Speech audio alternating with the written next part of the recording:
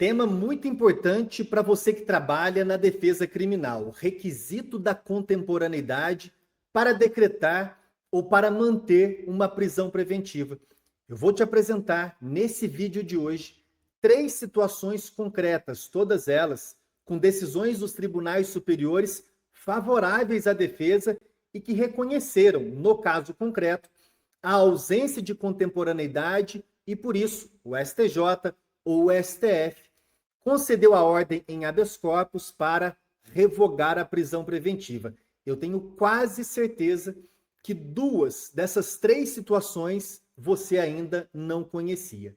Bom, eu sou o Caio Paiva, você está aqui no canal do Criminalista IA, que é a maior e melhor plataforma para você que trabalha na defesa criminal. O conteúdo que eu vou te apresentar a partir de agora é apenas uma pequena parte da aula número 5 que nós temos na plataforma do Criminalista IA. Uma aula que tem o título Como Revogar uma Prisão Preventiva, na qual eu trabalho várias teses importantes, todas elas vitoriosas nos tribunais superiores. Pessoal, então vamos lembrar, primeiro, que de acordo com o parágrafo 2º do artigo 312 do Código de Processo Penal, a decisão que decretar a prisão preventiva deve ser motivada e fundamentada em receio de perigo e existência concreta de fatos novos ou contemporâneos que justifiquem a aplicação da medida adotada. Esse requisito da contemporaneidade, ele foi incluído no Código de Processo Penal de forma mais expressa pela Lei Anticrime, no ano de 2019. Muito embora, antes da Lei Anticrime, embora não previsto explicitamente no Código de Processo Penal, esse requisito já era exigido. Isso porque não há que se falar em cautelaridade sem contemporaneidade dos motivos que embasam, que ensejam a decretação da prisão preventiva. Para que a prisão de fato seja cautelar, ela deve buscar neutralizar um evento novo, um evento que cause perigo para o processo ou para pessoas relacionadas ao processo. Se o juiz vai decretar, portanto, a prisão preventiva porque há risco concreto de o réu fugir.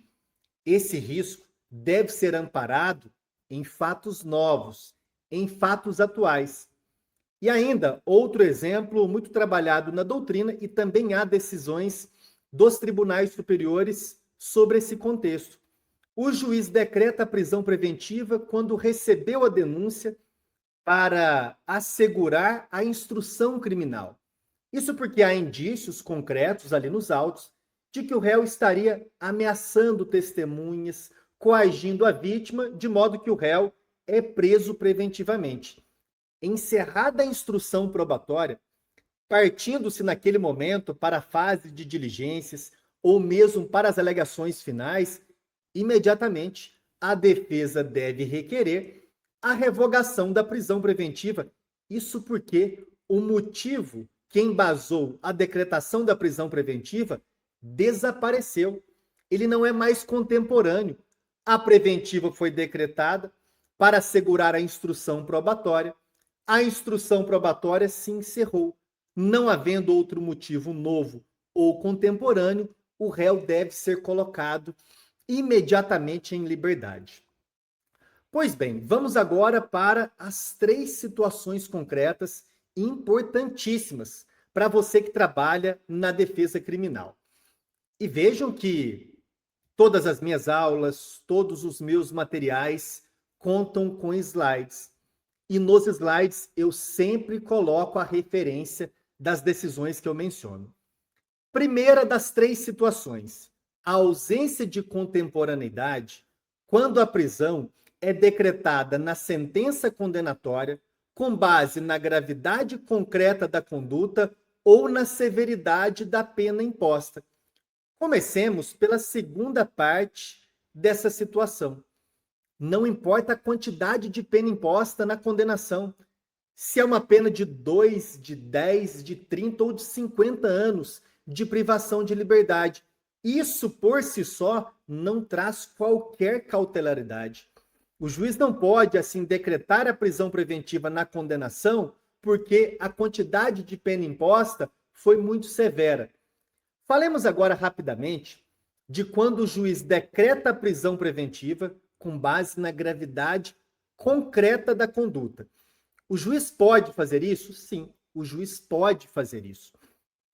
Vamos lembrar que o juiz não pode, de acordo com o CPP, com a jurisprudência consensual dos tribunais superiores, o juiz não pode decretar a prisão preventiva com base na gravidade abstrata da conduta.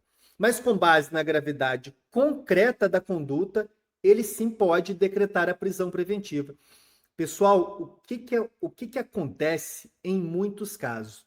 O crime, imaginem qualquer crime concretamente grave, ali no caso concreto, um crime de latrocínio, homicídio, crimes contra a dignidade sexual, muitos desses crimes, no caso concreto, são concretamente graves. De modo que o juiz pode, a pedido do MP ou de outro legitimado, decretar a prisão preventiva, desde que a decretação da prisão preventiva seja contemporânea à prática do crime. Se o crime é concretamente grave, a prisão deve ser concomitante ou imediatamente após. O que acontece, portanto, em muitos casos? O crime, vamos admitir que foi concretamente grave. E depois de 10 meses, depois de alguns anos, o réu que respondeu ao processo inteiramente em liberdade. E o juiz, na decisão de pronúncia, na sentença condenatória, o tribunal, no julgamento de uma apelação, decreta a prisão preventiva, invocando que o crime é concretamente grave, totalmente errado.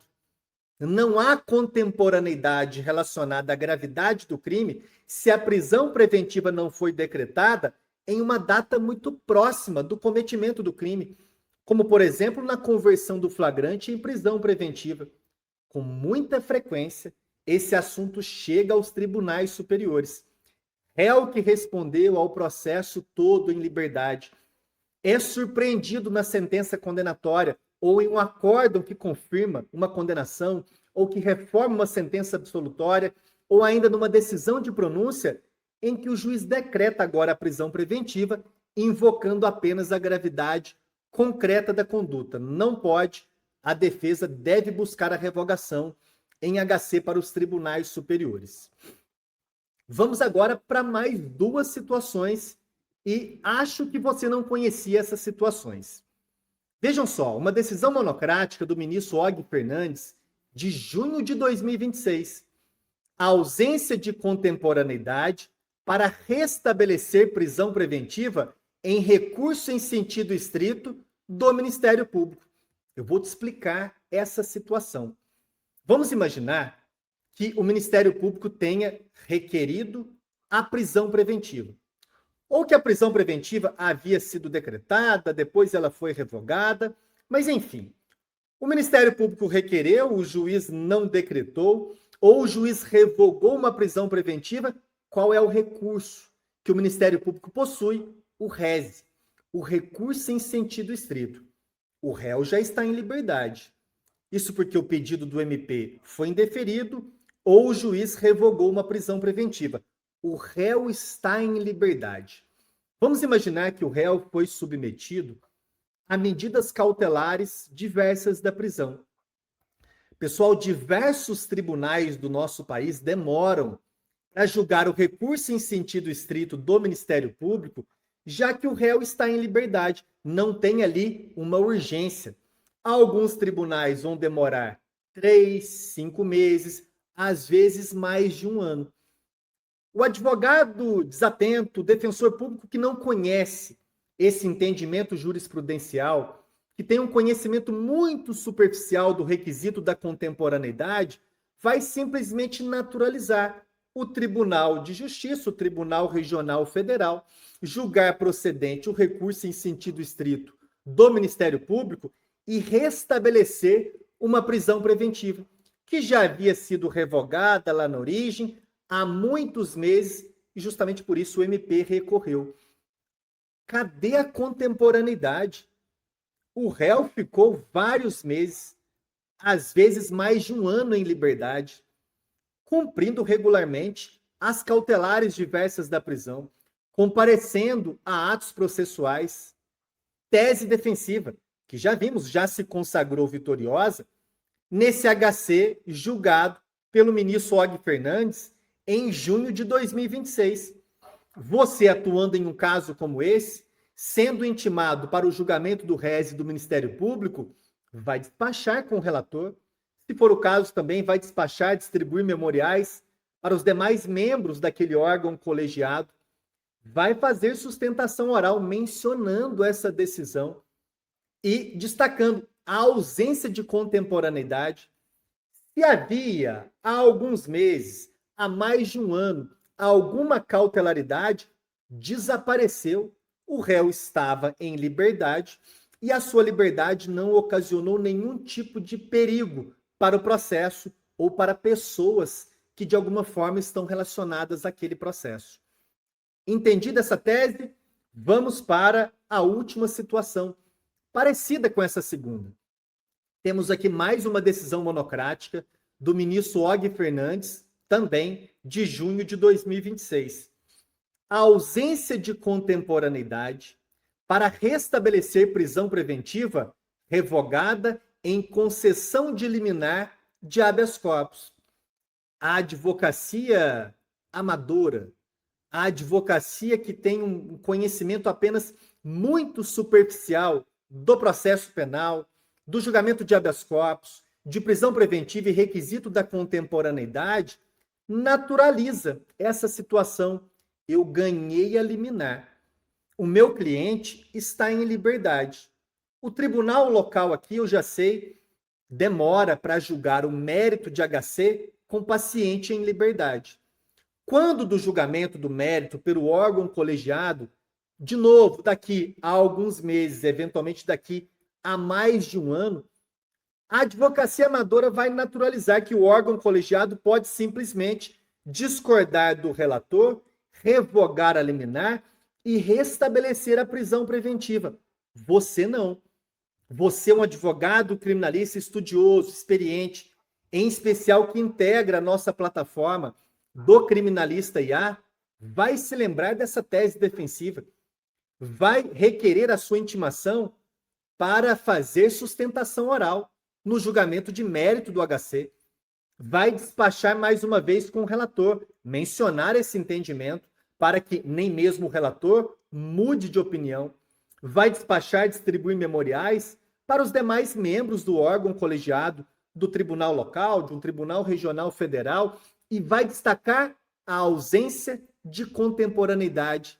Suas excelências, os desembargadores desse órgão colegiado, enquanto o paciente esteve em liberdade, por ocasião da concessão da liminar, não houve qualquer tipo de risco para o processo.